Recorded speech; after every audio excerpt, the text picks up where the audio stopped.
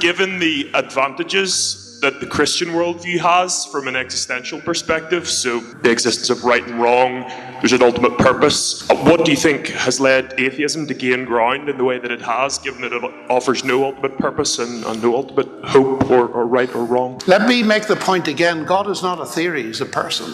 And if God is not simply at the back of our universe, but is at the back of our morality, the very mention of God will raise moral questions in people's minds. I mean, I often ask myself, why are people so frightened of a God that it doesn't exist? Welcome aboard.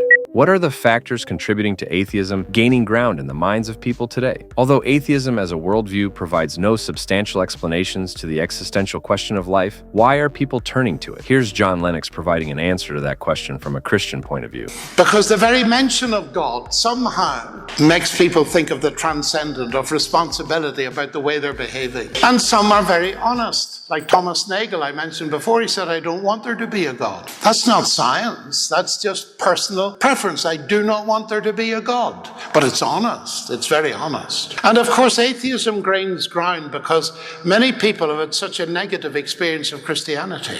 This is shameful, isn't it? A friend of mine in the United States thought he'd write to all the students who ran humanist, secularist, atheist groups in colleges and universities in the States. And he said, I'd love to hear your story. I'm not going to tell you mine. I'm just interested in your story. Do you know what he found? Every single one of them had started in a Christian background, everyone. That's shameful, isn't it? Why does that happen?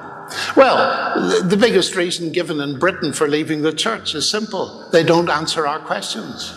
They live in a ghetto. They talk a language that we don't understand. They don't answer our questions. And we go on like that and we lose a generation. Dr. Lennox rightly points out that younger generations are significantly less religious than older adults. This trend may stem from a lack of strong spiritual role models within the church, but it also aligns with Jesus' prophecy that in the last days, the love of many will grow cold. And this is very important, ladies and gentlemen.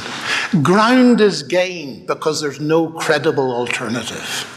And it's no use us simply preaching and teaching and explaining. We've got to live consistently with what we preach or nobody will listen to us. And that's an enormous challenge to me, and it's an enormous challenge to you. And there are many young people here. If you're going to influence the world, you need to make some very serious decisions. And one of them is how you spend your time.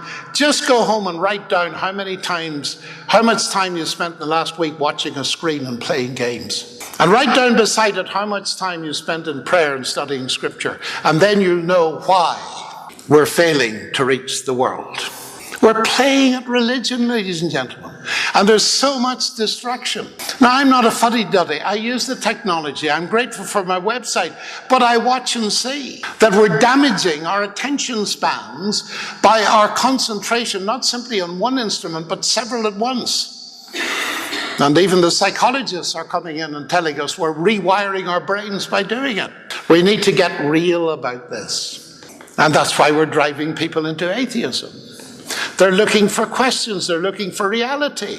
But if we spend all our time tweeting and texting, we won't have time to get to know people at any depth. How many people have said to me, I've got hundreds of Facebook friends, I've no real friends. We ought to learn from that, oughtn't we? We're amusing ourselves to death. And as Christians, we need to wake up and take it seriously. I'm glad people told me that when I was your age. And if you make up your minds tonight and do something about it, you can change the world, you can change this country. Many church leaders today tend to focus primarily on catering to the emotions and feelings of their congregations, yet often lack a deep, spirit-empowered understanding of Scripture. This absence of robust biblical teaching leaves believers ill-equipped for the spiritual battle of the mind, one of the key reasons why many ultimately reject God and turn to atheism. Thanks for watching. God bless you.